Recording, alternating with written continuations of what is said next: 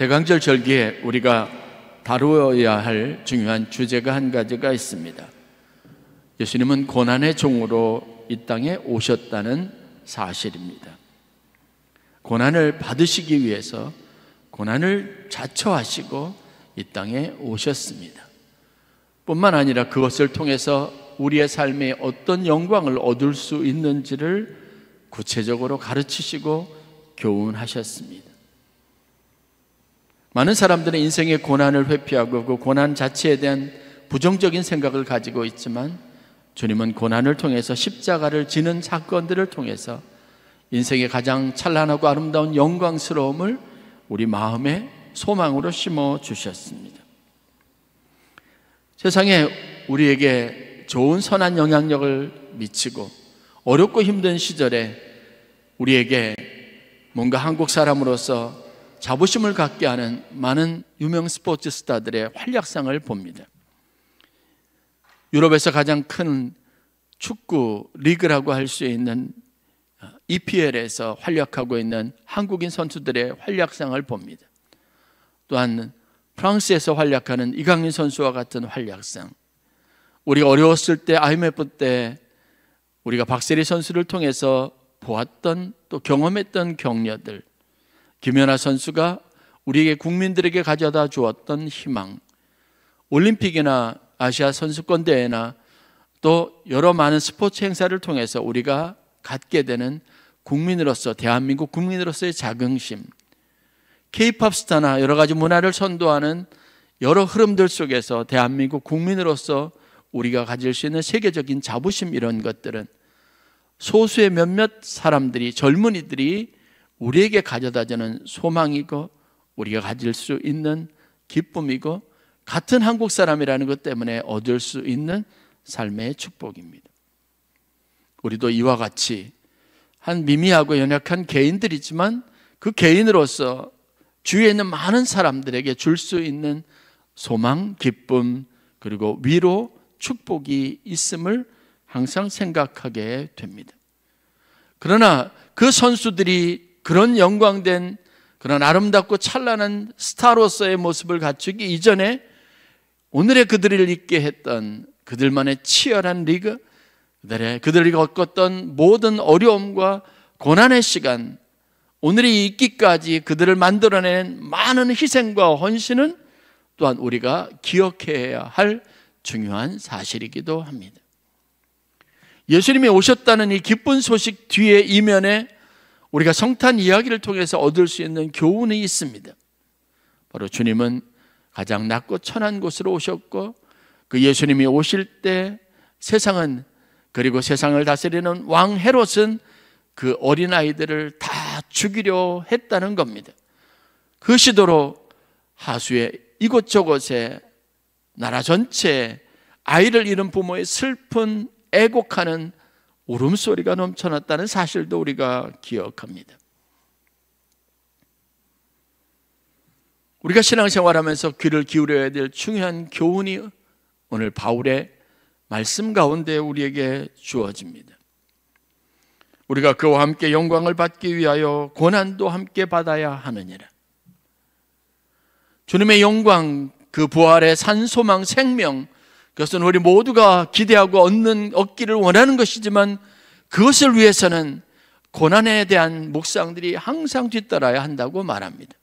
그리고 고난의 의미를 바울은 이렇게 분명하게 설명합니다. 현재 우리가 당하는 고난은 장차 나타날 영광과 좋게 비교할 수 없다는 겁니다. 세상에서 영광을 얻고 우리가 원하는 것을 우리 삶의 축복으로 누리기 위해서 여러분, 우리가 견뎌내야 할 고난이 있습니다. 어려움이 있습니다. 그런 시기가 반드시 뒤따라야 된다는 사실도 알아야 합니다. 그러므로 고난을 회피하고 그냥 공짜 거저 얻으려고 하는 영광에 대한 희망을 버려야 합니다. 우리는 새해를 시작하면서 이 대강절 절기에 우리가 바라고 원하는 소망, 그리고 그 영광을 얻기 위해서 내가 마땅히 스스로 각오하고 다짐하고 내가 투자하고 견뎌내야 할 내 삶의 고난의 문제는 무엇인가를 동시에 같이 생각할 수 있는 지혜가 있어야 합니다. 하나님의 교회는 교회로서 그 빛을 갖기 이전에 그 교회의 영광을 위해서 헌신하고 희생하는 많은 사람들의 수고가 뒷받침되어야 한다는 것을 우리는 상식적으로 알고 있습니다. 이런 작은 예배, 그리고 우리가 편안하게 거슬리는 것 없이 드려지는 예배의 요소도 여러분 거저 얻어지는 것은 아닙니다. 이 환경을 만들어주기 위해서 수고하는 많은 사람들의 수고가 있습니다. 언젠가는 저희 교회에 오셨다가 예배를 드리려고 하는데 주차할 곳이 없어서 그냥 가셨다고 하는 분의 이야기를 들은 적이 있습니다.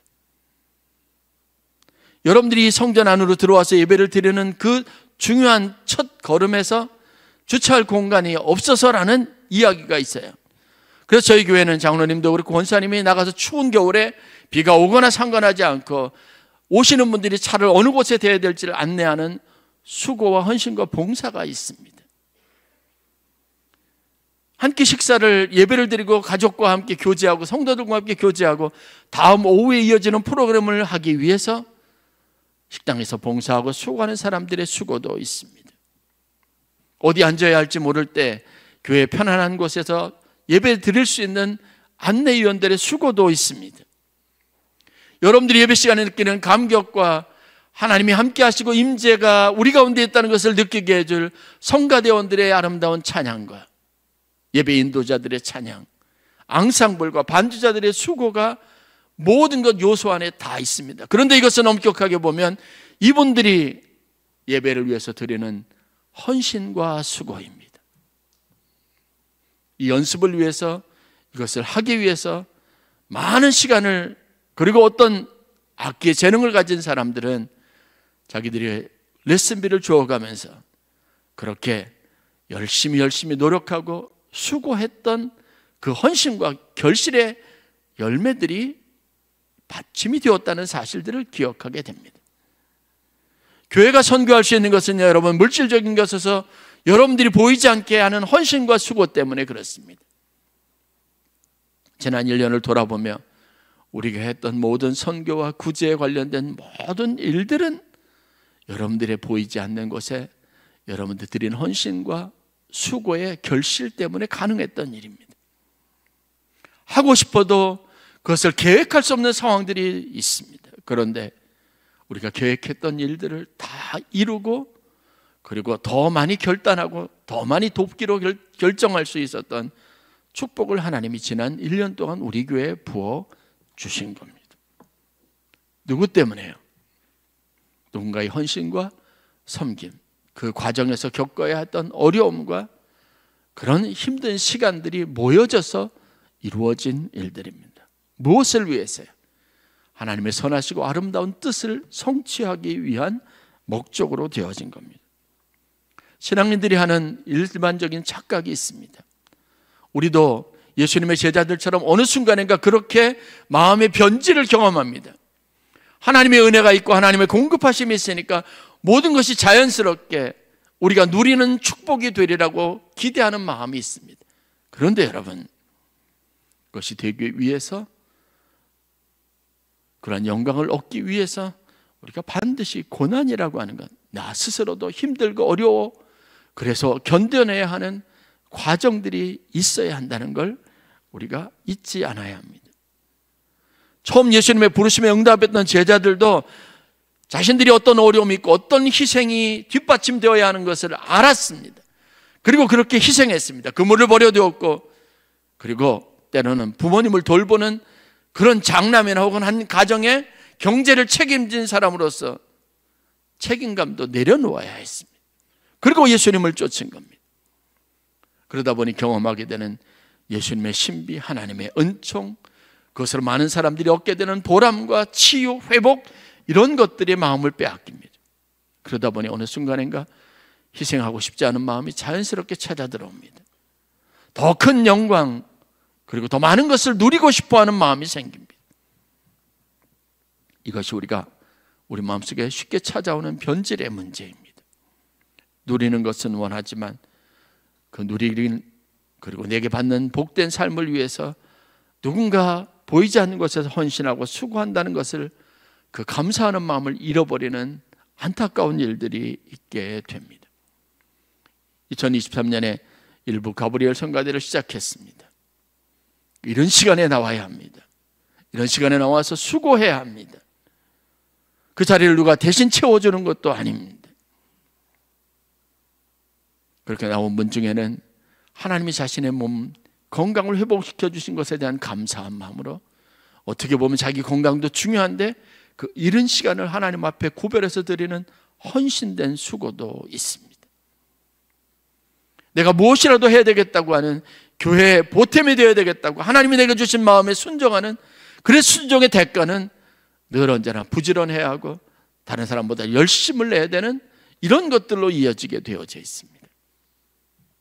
예수님의 오심은 그래서 스스로 자천하는, 그래서 십자가를 지고 고난의 현장으로 찾아오는 위대한 사건이었다는 겁니다. 그래서 그 일이 모든 사람들이 축하하고 모든 사람들이 함께 노래하고 하나님 앞에 찬양하고 영광 돌릴 수 있는 위대한 영광스러운 일이 되었다는 것을 항상 생각해야 합니다. 성탄의 기쁨은 고난의 종으로 찾아오신 주님이 우리에게 주신 선물입니다. 많은 사람이 그렇게 생각할 겁니다. 영광이면 영광이지 왜 반드시 고난이 뒤따라야 되느냐라고 말입니다.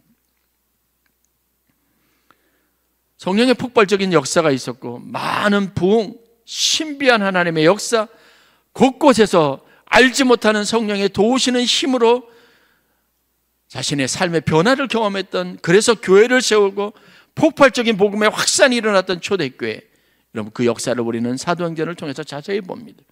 그런데 여러분, 사도행전의 역사를 자세히 보면 그 이면에 그 교회가 가지고 있는 진짜 영광의 밑바탕에는 무엇이 있었냐면 교회에 가해진 핍박과 박해가 있었다는 겁니다. 성령이 역사하셨는데 성령이 역사하시는 현장에 박해가 있었습니다. 예수를 믿는다는 사실 때문에 생명의 위협을 느꼈습니다. 그 고백 한 가지로 삶의 운명이 달라지기도 했습니다. 박해 속에서 고통받는 성도들을 위로하고 격려하는 수없이 많은 메시지가 쏟아졌습니다. 그 중에 고난의 증으로 오신 예수님이 그분이 받으실 영광을 위하여 이 땅에서 하신 일이 무엇이고 우리를 위해서 그분이 친히 죽어지셨던 이 놀라운 신비가 무엇인지 복음의 원리를 다음과 같이 설명했던 히브리 기자의 설명이 성경에 기록이 되어져 있습니다. 히브리서 2장 9절과 18절에 다음과 같이 기록이 되어져 있습니다. 오직 우리가 천사들보다 잠시 동안 못하게 하심을 입은 자 곧 죽음의 고난 받으심으로 말미암아 영광과 존귀로 관을 쓰신 예수를 보니 이는 이를 행하심은 하나님의 은혜로 말미암아 모든 사람을 위하여 죽음을 맛보려 하심이라. 예수님께서 죽음을 맛보셔야 했다는 겁니다. 무엇을 위해서요? 모든 사람을 위해서입니다. 그것으로 말미암아 죽음을 맛보심으로 말미암아 예수님께서 영광과 존귀로 관을 쓰셨다라고 말합니다. 그가 시험을 받아 고난을 당하셨은즉 시험 받는 자들을 능히 도우실 수 있었다라고 말합니다. 여러분, 초대교회에서 자기들 앞에 닥한 박해 현장에서 사람들 보는 앞에서 콜로세움에서 여러분 장작더미에 올려져서 화형을 당하는 그리스도인들의 모습을 여러분 아십니까? 자신들을 조롱하듯이 모여져 있는 경기장에 모여있는 수많은 사람들 앞에서 이 장작더미에 올려져 있었던 그리스도인들이 보였던 모습은 무엇인지 아십니까? 예수님을 떠올렸습니다. 십자가에 달리셨지만 당당했던 예수님을 떠올렸습니다. 그 예수님의 이야기를 생각했습니다. 그 예수님이 어떻게 하셨습니까? 십자가 위에 달려 돌아가셨을 뿐만 아니라 사흘 만에 다시 부활하셨습니다. 최소한 화형을 당하면서 그 뜨거운 물 속에서 타들어가는 성도들은 그 주님을 묵상하면서 내가 이 일 당한 이후에 나도 그리스도와 함께 연합하여 하나님 앞에 거룩한 몸으로 부활할 것이라는 생각을 분명하게 가졌습니다. 이것이 그들의 믿음이었습니다. 여러분들은 육체의 고난을 겪으면서 하나님의 치유를 경험하셨다면, 여러분들의 삶에 힘들고 어려운 순간에 하나님이 여러분들 삶에 부어주시는 은혜를 경험했다면 여러분의 주위에 있는 사람들에게도 말할 수 있어야 합니다. 그래야 여러분들이 당한 고난이 영광스러운 겁니다. 그것이 여러분들에게 유익한 것이 될 수 있습니다. 내가 어떤 절망을 가지고 있었으며 그때 하나님께서 내게 주신 소망이 무엇인지 그 소망의 이유를 담대하게 말할 수 있게 하시기 위해서 여러분들이 지금 고난을 당하고 있다는 믿음의 상상력을 가지실 수 있기를 간절히 축원합니다.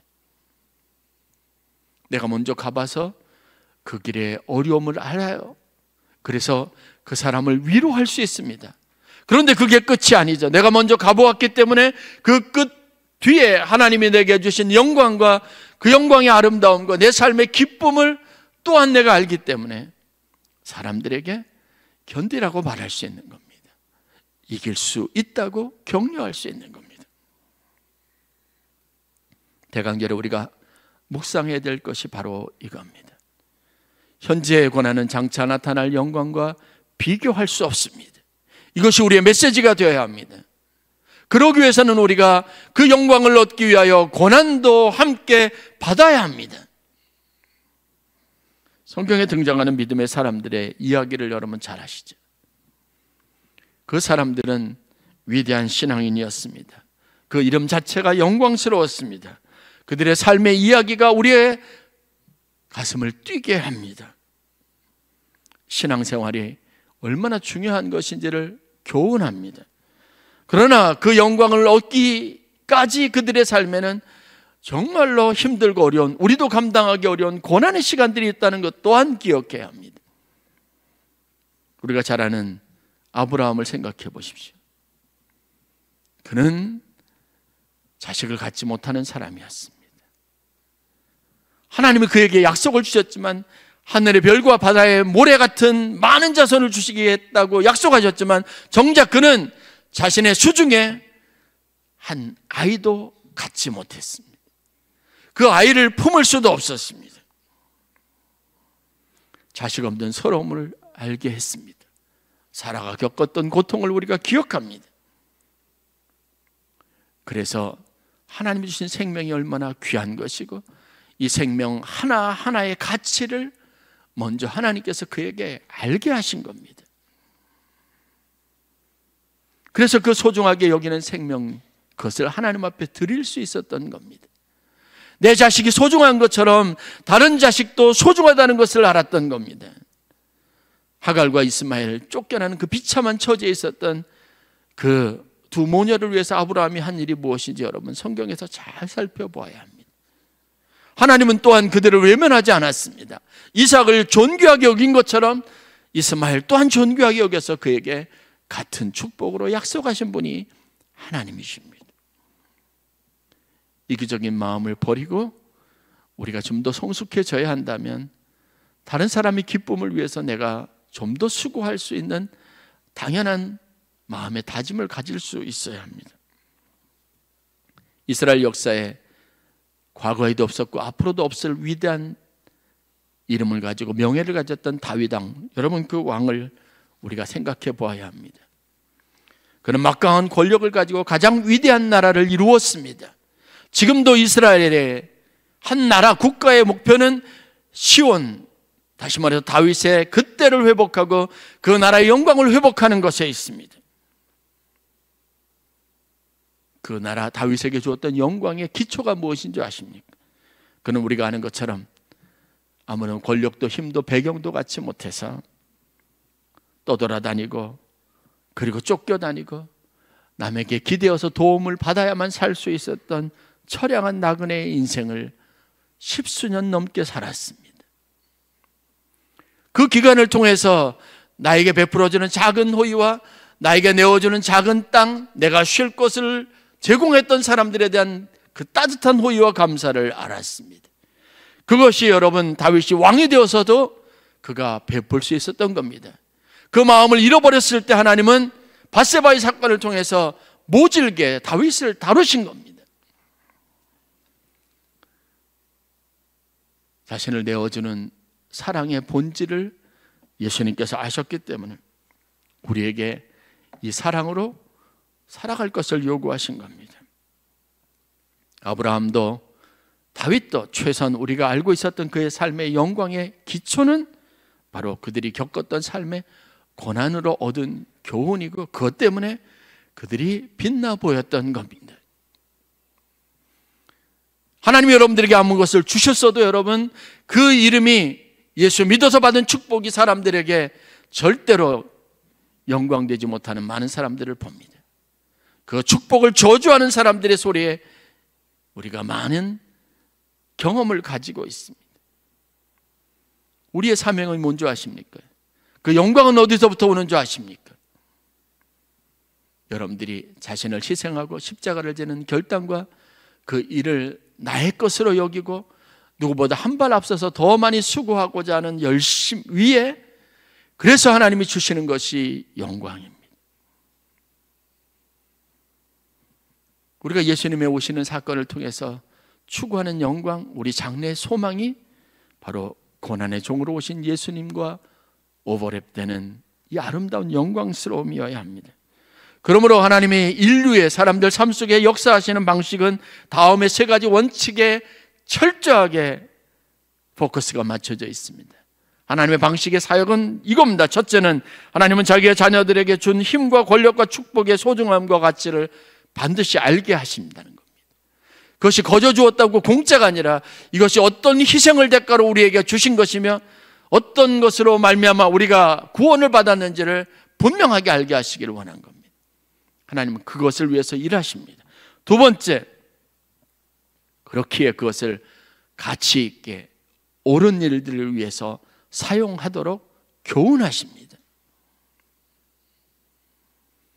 여러분, 교회가 가지고 있는 영광이 뭔지 아십니까? 지난 주간에도 구의원 한 분이 찾아오셨습니다. 그분이 오면서 인사하면서 저희 교회에 대한 감사의 말들을 항상 먼저 앞세우세요. 저희 주위에 있는 많은 사람들도 마찬가지입니다. 하다못해 경로당에서 경로당 총무로 계시는 분도 저를 만나면 인사합니다. 아멘교회에 감사한 마음을 갖습니다. 그거 거저된 것일까요? 아니에요. 우리 교회가 지역사회를 위한 교회가 되고 소용되기를 원하는 마음입니다. 그 마음과 그 진의를 여러분 사람들이 아는 겁니다. 그런데 그렇게 하기 위해서 여러분 우리가 희생해야 할 게 많습니다. 우리가 요구에 부응해야 될 많은 일들이 있습니다. 한 번도 거절한 적이 없습니다. 그게 우리의 가치니까요. 우리가 교회가 존재하는 이유니까 그렇습니다. 그러기 위해서 여러분 우리가 얼마나 수고해야 하는지 아십니까? 우리가 얼마나 열심히 헌신해야 하는지 아십니까? 그 대가를 세상 사람들이 삶의 축복으로 누리고 있는 겁니다. 그래서 그것이 가치 있어지는 겁니다. 이 일을 위해서 하나님이 우리를 부르시고 우리를 사용하시는 겁니다. 여러분의 달란트가 있다면, 여러분들에게 주신 재능이 있다면 썩히지 마세요. 하나님의 일을 위해서 그 보람 있게 사용할 수 있어야 합니다. 마지막으로 하나님의 방식에 원리가 있습니다. 세 번째는 그 영광이 교만의 뿌리가 되고 한 사람의 인생의 욕심을, 개인적인 욕심을 이루는 것이 돼서 모두를 피폐하게 하는 것이라면 하나님은 가차없이 심판하시고 그 축복을 거두어 가십니다. 그것을 통해서 자신의 영광을 드러내시고 하나님의 공의롭다는 걸 세상에 드러내시는 겁니다. 그래서 우리 자신을 항상 돌아보아야 합니다. 내게 주신 것은 가치 있고 의미 있는 거예요. 성경대로 예수님의 피값으로 받은 겁니다. 희생의 몫으로 받은 겁니다. 그렇다면 그것을 가치 있게 사용할 수 있어야 하는 게 그리스도인입니다. 만약 그것이 교만으로 나 자신의 영광과 명예를 드러내는 도구로 사용된다면 하나님은 가차없이 내게 심판하셔서 사람들 앞에 부끄럽게 하시고 수치를 당하게 하시는 거예요. 그러므로 하나님이 살아계시다는 것을 증명해 보이십니다. 하나님의 영광을 위해서 장차 나타날 영광의 거룩함과 온전함을 위해서 오늘 조금 더 수고하기를 기뻐하고 자원하는 마음이 대강절의 절기에 여러분들이 가져야 할 신앙적인 태도입니다. 말씀을 마치면서 이런 삶을 살기로 결단한 여러분들에게 하나님이 주시는 위로와 격려의 말씀을 드리길 원합니다. 사랑하는 성도 여러분, 그 일이 힘들고 어려울 수는 있습니다. 그러나 너무 걱정하지도 염려하지도 마십시오. 왜냐하면 여러분의 인생길에 그 십자가를 자원해서 지고 가는 길에 성령님이 함께 동행하시고 도우시기 때문에 그렇습니다. 우리는 영광을 받기 위하여 고난을 받을 뿐만 아니라 그 고난을 이기도록 도우시는 성령의 인도하심과 은총 또한 받는다는 걸 항상 잊지 말고 생각해야 합니다. 고난의 길은 그래서 성령의 도우심으로 가는 길이고요, 영광은 하나님이 우리에게 성령을 통해서 주시는 겁니다. 이 길의 끝에는 그래서 영광이 기다리고 있습니다. 예수님의 탄생 이야기에서 보는 것 교훈이 무엇입니까? 예수님은 우리가 아는 것처럼 베들레헴 말 구육간에 따로 묵을 수 있는 방도 없어서 말 구육간의 구유에 누워서 그곳에서 탄생했습니다. 그러나 성경이 조명하고 있는 그 당시의 상황을 보십시오. 그 말 구육간에 여러분 세상에서 가장 빛나는 찬란하고 밝은 빛이 서치라이트처럼 비춰졌습니다. 거기에 많은 천군 천사들이 아름다운 찬양이 울려 퍼졌습니다. 그리고 여러분, 그 예수님께 세상에서 가장 귀하다고 여겨지는 보물들이 드려졌습니다. 가장 초라한 현장에 가장 영광스러움이 있었던 겁니다. 누가 하셨습니까? 주의 사자들이, 성령이 이 모든 일들을 하신 겁니다. 그 배후에는, 그 배경에는 바로 하나님이 도우심이, 성령의 도우심이 함께 한다는 것 또한 기억해야 합니다. 그래서 성탄절은 영광스럽고 아름다운 날이 됩니다.